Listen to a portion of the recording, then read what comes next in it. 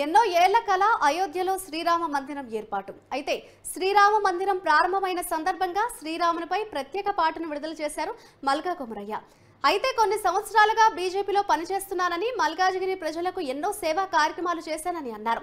ఈసారి మల్కాజిగిరి నుండి పోటీకి సిద్ధమని, టికెట్ ఇవ్వకున్నా పోటీలో ఉన్న వాళ్ళకి సపోర్ట్ గా పనిచేస్తానంటున్న Pallavi group of institutions Delhi public school chairman Malka కొమరయ్యతో మా ప్రతినిధి భవిత ఫేస్ టు ఫేస్.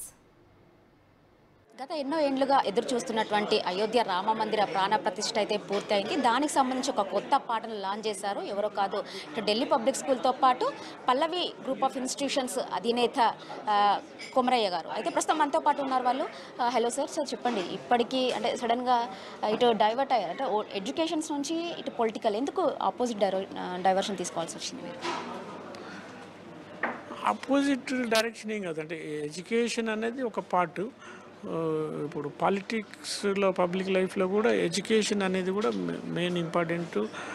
దానికి ఇంపార్టెన్స్ ఇవ్వాలి. ఎందుకంటే ఒకసారి ప్రతి పౌరుడు ఎడ్యుకేట్ అయితే మనం గవర్నమెంట్ చేయాల్సిన చాలా పనులు సక్సెస్ చేసినట్టే. అది నా ఉద్దేశం. ఒకసారి వాళ్ళు ఎడ్యుకేటెడ్ అయి ఉంటే వాళ్ళు ఇండియాలో కానీ అబ్రాడ్లో కానీ వాళ్ళు ఉద్యోగం చేసుకోవచ్చు, ఒక మంచి లైఫ్ చేయొచ్చు. ఎంత ప్రాపర్టీస్, ఎంత యాసెట్స్ ఇచ్చినా దానికన్నా ఎడ్యుకేషన్ ఇస్తే 100% బెటర్. అది ఒక పార్ట్. ఆ ఉద్దేశంతోనే పార్టీలో అంటే మనం బీజేపీలో రావడం అనేది యాక్టివ్ పాలిటిక్స్లో. అందులోనే భాగంగా మల్కాజిగిరిని ఎట్లయినా బీజేపీకి గెలిపివ్వాలని ప్రైమ్ మినిస్టర్ గారు లాస్ట్ 10 yearsలో చాలా డెవలప్ చేశారు. ఇంకా ఫర్దర్ కూడా డెవలప్ చేసేది ఉంది. ఇప్పుడు మోడీ గారి విజన్ ఏంటంటే మన ఇండియాను సూపర్ పవర్గా చేయడం అనేది. ఆ డైరెక్షన్లో పనిచేస్తూ ఉన్నారు. కాబట్టి అందులో భాగంగానే నా వంతుగా నేను కూడా ఒక ఎంత సర్వీస్ వీలైతే అంత చేద్దామనేది ఉద్దేశం. అంటే ముఖ్యంగా ఇప్పుడు ఎడ్యుకేషన్ ఇన్స్టిట్యూషన్ సంబంధించి బాగా సక్సెస్ అయ్యారు. అయితే ఈ ఎడ్యుకేషన్ ఇన్స్టిట్యూషన్స్ నుంచి సక్సెస్ అయిన వాళ్ళు పొలిటికల్గా సక్సెస్ అవుతారని చెప్పేసి అలా ఏమైనా ఎవరైనా ఫాలో అవుతున్నారా మీరు? నేను ఎవరిని ఫాలో కాను.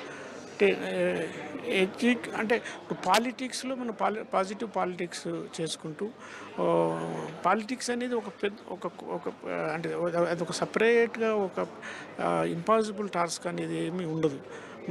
మన ప్లానింగు, ఎగ్జిక్యూషను, క్లియర్ విజన్తోని మనం వర్క్ చేసుకోకపోవడమే మెయిన్ ఉద్దేశం.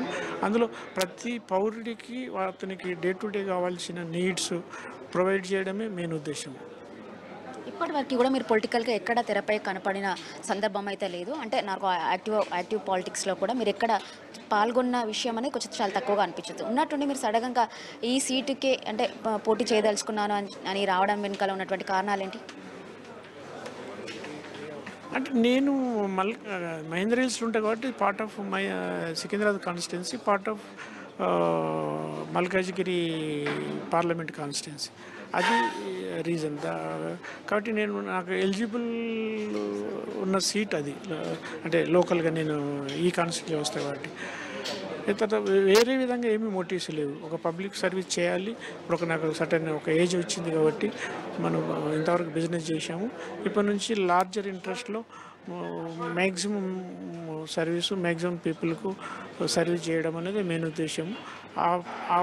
దాంతోనే మనం పాలిటిక్స్లో రావడం అయింది. అంటే ఇప్పుడు మీరైతే కోరుకుంటున్నటువంటి సీట్ ఒకవేళ అధిష్టానం ఇవ్వకపోతే మీ సిచ్యువేషన్ ఏంటి? అధిష్టానం ఎవరికి డిసైడ్ చేస్తే వాళ్ళకే సపోర్ట్ చేస్తాము.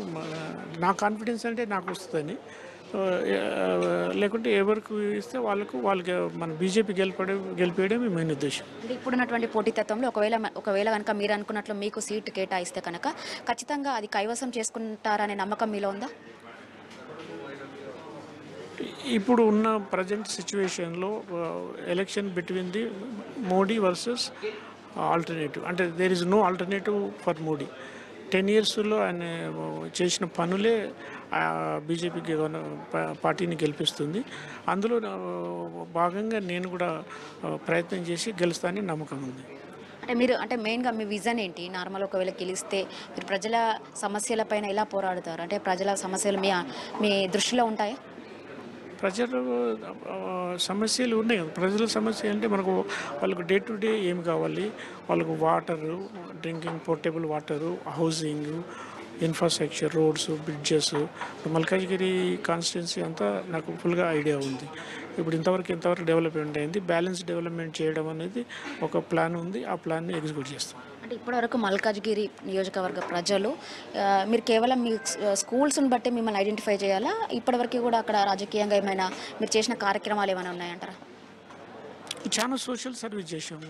ఒక ఐఎల్ఎఫ్ఎస్ తర్వాత శాలివాన ఫౌండేషన్ తరఫున ఒక 5,000 మన 10th ఫెయిల్ అయిన అమ్మాయిలకు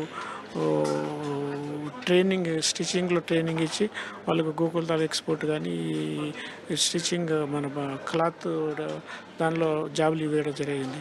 తర్వాత ప్రతి మన బీద స్టూడెంట్స్కు ఎడ్యుకేషన్ ఇవ్వడమైంది. తర్వాత ఎనీ న్యాచురల్ కలిమిటీస్ అప్పుడు we are the first runners to serve the people. ఆ విధంగా ప్రజలకు మన మెడికల్ క్యాంప్స్ కానీ, మెడికల్ సర్వీస్ కానీ, తర్వాత ఏ ఇష్యూ మన లోకల్ ఏరియాస్ డెవలప్మెంట్ కానీ, నేచర్ మీద చెట్లు నాటడం కానీ, మన వాటర్ పొల్యూషన్, లేక్స్ సేవ్ చేయడం కానీ అవన్నీ చేయడం జరిగింది. ఇది మొత్తానికి ఖచ్చితంగా పార్టీ అధిష్టానం సీట్ కేటాయిస్తే ఖచ్చితంగా అందులో పోటీలో ఉంటాను. అదర్వైజ్ ఒకవేళ సీట్ కేటాయించకపోతే ఖచ్చితంగా పార్టీ కోసం కష్టపడతానని చెప్తున్నాను కొమరయ్య గారు. కెమెరామెన్ కుమార్తో భవిత, న్యూస్ 360 హైదరాబాద్.